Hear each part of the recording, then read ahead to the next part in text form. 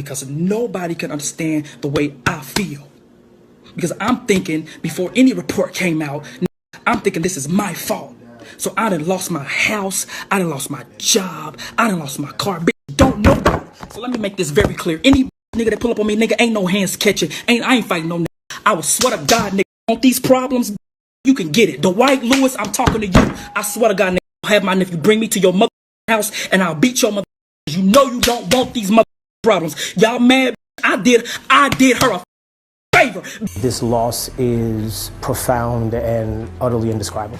There's no way to even wrap one's mind around that, to even see that that would be in the realm of the possible. It doesn't seem real. It seems like a very bad nightmare. On January 8, 2018, a 38-year-old woman, Tanisha Harris, clocked out for lunch from her job at a bank in Overland Park. It was 11:44 a.m. She never returned. By that afternoon, her husband, 30 years old Robert Lee Harris Jr., called police to report her missing. But when officers arrived at their apartment, they quickly sensed something wasn't right. There were red stains on the carpet, broken glass, and a strange calm in Robert's demeanor. He said he was worried, but his words didn't match his actions. In the weeks before her disappearance, friends noticed a change in Tanisha. She looked tired, quieter. Something seemed off. Robert, once a regular face at church events, had also become distant. He blamed work, and no one pressed further. That day, neighbors reported hearing loud noises coming from the couple's unit. When police came to investigate, Robert insisted everything was fine. But hours later, he was back on the phone with them, this time to report his wife missing. What followed was a series of discoveries that uncovered far more than a missing person. Behind the church titles and spiritual image was a secret relationship, a calculated murder that would leave a family shattered and a community in disbelief. Today's story takes us to Kansas City, where Robert Lee Harris Jr. and his wife, Tanisha Harris, were respected members of the local church community. Tanisha, 38, served as an associate pastor. Robert, 30 at the time, was a church elder. Their relationship appeared to be rooted in faith, family, and service. Before their marriage, Robert and Tanisha were in a long-distance relationship. Their shared commitment to God and ministry brought them together. Robert eventually relocated to Kansas City to be with her. They married in 2016 and blended their lives. Each had a daughter from a previous relationship, and both embraced the children as their own. Tanisha worked at a bank in Overland Park, and Robert had a hospital job. Friends, family, and their church community saw them as a model couple. They were calm, compassionate, and deeply involved in their church, Repairers KC. Robert often led prayer sessions, streamed devotions, and encouraged others to join him in daily worship. I am coming on. I've been impressed this morning to pray for healing.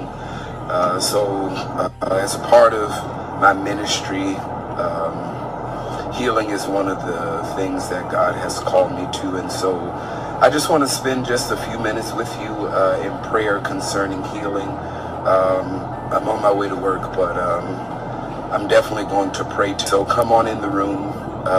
Come on in the room. Come on in the room. We're going to pray today because I believe God is going to heal you today, because you have to make a conscious decision that you will be healed, and today is your day. I believe that today is your day for healing. So I'm going to pray. So as you come on in, invite someone, and we're going to pray. From the outside, everything seemed perfect, but something was hidden beneath the surface. According to later court testimony, Robert had been living a double life. He was secretly involved with a man named Stephen Jr., someone from their own church. The relationship had reportedly been going on for months. Robert would visit Stephen while telling Tanisha he was working or running errands. No one saw signs of trouble. There were no public arguments. No one suspected infidelity. Tanisha never spoke of doubts or concerns. She trusted Robert fully. Looking back, small changes were there. Robert had started skipping church meetings and was often unavailable, but because of the couple's reputation, no one questioned it too deeply. Tanisha stayed committed. She kept her routine and remained active in ministry. She lived with honesty and gave her heart to a marriage she believed in. That unwavering trust would ultimately lead to devastating consequences. On January 8, 2018, Tanisha Harris arrived on time at the Overland Park Bank where she worked. Just before noon, she signed out for her lunch break. That was the last time anyone saw her alive. If you're finding these stories meaningful or informative, please consider subscribing to our channel. It really helps us keep bringing you more content like this. Back at the apartment on Perry Street, neighbors started noticing unusual noise. Between 2 and 3:30 p.m., thuds and shouting were heard coming from the Harris unit. One resident was concerned enough to alert the apartment manager, who then contacted the police. Officers arrived around 4 p.m. and knocked on the door. Robert Harris answered. He was alone. When questioned, Robert said everything was fine. He mentioned nothing about Tanisha being missing or anything out of the ordinary. But officers saw signs that didn't match his calm demeanor. There was broken glass on the floor and what looked like red stains in the carpet, enough to raise concerns. Still, without stronger evidence or a missing person report at the time, they left. Later that evening, Robert called police himself. He reported that his wife hadn't come home from work and said he was worried. But during questioning, his answers were vague, and his behavior didn't match someone genuinely panicked about a missing spouse. Officers returned to the apartment for a closer look. They noticed the large area rug that had been in the center of the living room earlier was now positioned under the dining table. When they pulled it back, more red stains appeared, along with shards of broken glass. It became clear that something violent had happened inside that apartment. Robert's status changed from concerned husband to person of interest. Detectives brought him in for questioning. After hours of interviews and inconsistencies, Robert finally admitted that he knew where Tanisha's body was. He directed them to a field in Raymore, Missouri, just across the state line. In that rural field, wrapped in a black plastic garbage bag, investigators found the body of Tanisha Harris. The scene was as cold and calculated as it was heartbreaking. It wasn't a spontaneous decision or panic-induced act. The autopsy confirmed Tanisha died from strangulation. But that wasn't all. Her body also showed signs of blunt force trauma, suggesting she had been attacked violently before she was killed.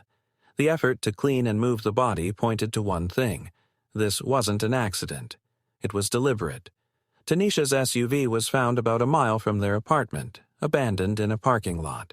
Robert had tried to make it look like she disappeared somewhere on her own, but his plan fell apart quickly. What was clear from the beginning was that Tanisha didn't run away. She didn't just vanish. Her life was taken in her own home, by the man she trusted most.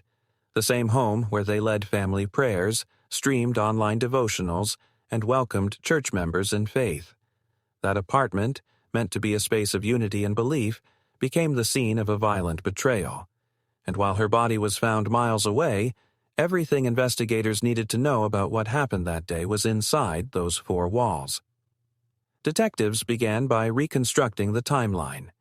The first major clue came from surveillance footage and store receipts.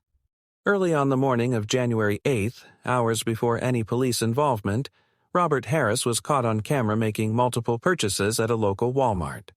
Among the items he bought, a bottle of carpet cleaner, heavy-duty plastic trash bags, and a filleting knife. This shopping trip was a red flag. It indicated planning, not panic. Around the same time, Robert had texted his supervisor at the hospital where he worked, claiming he wouldn't be coming in because of a car accident. Investigators quickly confirmed no such accident occurred. It was a lie used to clear his schedule for the day. Meanwhile, officers traced more movement. Tanisha's SUV was located a mile from their apartment, abandoned in a parking lot. It had been left there sometime after the noise disturbance reported by neighbors. That detail became more important once police spoke to nearby residents. One man told officers he heard loud bangs between 2 and 3:30 p.m., the exact window when Tanisha stopped answering her phone and failed to return to work. As evidence against Robert began stacking up, police continued interviews. That's when they received a call from someone unexpected, Stephen Jr. Stephen revealed that he and Robert Harris had been in an ongoing romantic relationship. They had met at the same church Robert and Tanisha attended. Stephen said that on the afternoon of January 8th, shortly after officers first visited Robert's apartment, Robert showed up at his home unannounced. He was sweating, agitated, and looked anxious. Robert didn't say what had happened, but he made vague statements that led Stephen to believe something serious had occurred. This testimony introduced a possible motive that hadn't been considered before. If Tanisha had discovered the relationship or confronted Robert about it, it may have triggered the violence. Prosecutors later argued that the pressure of maintaining a public image as a church elder, husband, and father, while hiding a secret life, had become unbearable for Robert. Stephen's claims weren't just verbal, they were backed up by social media posts and text messages, some of which were introduced in court as evidence. But it was his Facebook Live video, shared just days after Tanisha's murder, that brought even more attention. In the video, he responded to a man who had criticized him publicly for spilling secrets. I'm back. My sister went to bed. I'm gonna be cool. I'm gonna be chill. I just want this nigga, because nobody know he can't f me. He know he don't want to catch these hands. Pussy, you talking all tough under somebody's that nigga pull up. I don't need you to pull up. I'm gonna have my nephew bring me to your house. I'm gonna have my nephew come. I'm gonna beat the shit out of you, because you already know you can't with me. What's up, nigga? I thought I was doing the right thing because I was inappropriate with Robert. So I thought I want justice for Tanisha just as well, because nobody can understand the way I feel. Because I'm thinking, before any report came out, I'm thinking this is my fault. So I done lost my house, I done lost my job, I done lost my car. Don't know about it. So let me make this very clear. Any bitch that pull up on me, nigga, ain't no hands catching. I ain't fighting no. I would swear to God, nigga. Want these problems, nigga, you can get it. Dwight Lewis, I'm talking to you. I swear to God, nigga, have my nephew bring me to your mother house and I'll beat your mother. No, you don't want these problems. Y'all mad? I did her a favor. I testified and being honest so can get justice, and you don't come for me. What's up, nigga? No. What's up? Anybody who wanted can get it. They just stop making guns, and they just stop making niggas that know how to fight. They made your family be on the nigga to pull up on me. Please pull the fuck on me. I'm going to my house. I want a nigga to pull up on me tonight. I did her my justice. All these other that he was ain't came out and said thing. I'm feeling bad because I feel like this woman need justice for her death, and you don't come for me, and I didn't testify. I want to. Don't pull up tomorrow. Don't pull up the next day. Pull up tonight while I'm feeling some kind of way. I wish a bitch pull up on me tonight. I swear to God, bitch, we all can die tonight. On my mama, that's real talk. Nobody understand what the I'm going through. This woman should not have lost her life, and you don't come for me, and I'm the one who was honest, who came for it and testify. I want a bitch to come for me. Stephen didn't back down. He confirmed the romantic relationship he had with Robert and expressed frustration at being blamed for telling the truth. He also explained why he had decided to testify against Robert in court. According to Stephen, speaking out wasn't easy, but he believed it was the right thing to do. He said that by coming forward, he had actually done a favor to Tanisha, helping her get the justice she deserved. And yet, instead of being recognized for his bravery, he was being attacked. He said people were questioning his motives while he had put everything on the line, his reputation, his privacy, even his safety, to tell the truth. His frustration was clear. In the video, he said no one really knew what he was going through. He invited anyone who doubted him to come ask him directly. He made it clear he didn't feel the need to explain himself anymore. In his view, he had done the right thing. Then, Stephen began to reveal more, this time about the inner workings of the church. He claimed that some of the people who had testified in Robert's favor were romantically or physically involved with him but chose to stay silent. Stephen said he wasn't afraid. He came forward because he wanted Tanisha to have justice, even if it meant exposing his own relationship with Robert. He said he had already lost everything, his image, his reputation, and now had nothing left to lose. If anyone wanted to confront him about testifying, he said he was ready to defend himself, even if it meant putting his life on the line. Stephen also posted screenshots of past text conversations with Tanisha. The messages showed a friendly rapport between the two. In one, he asked her, "What you got planned this evening, birthday lady?" She replied, "A friend is taking me to dinner." He also asked, "You going bowling with us tomorrow?" She answered, "Of course, I'll be there ready." When he joked about her inviting non-church friends, she replied, "No, shoot, I don't have none." In the caption of that post, Stephen called out people pretending to be close to Tanisha after her death. "Stop acting like you talk to her every day," he wrote. "You went to school with her 15 years ago and probably didn't even have her number." He argued that many of those now criticizing him hadn't been part of her life, yet were quick to judge him for standing up for her. In court, other key witnesses took the stand: Tanisha's co-workers, her family, and church members. Her mother testified that it was completely out of character for Tanisha to disappear without contact. Co-workers agreed. She was known for being on time, reliable, and always in communication. By the time the case went to trial, the prosecution had built a strong narrative. Robert Harris lied about his whereabouts, purchased supplies commonly used for body disposal, misled investigators, and ultimately led police to Tanisha's body in a remote field. Every step pointed to premeditated murder.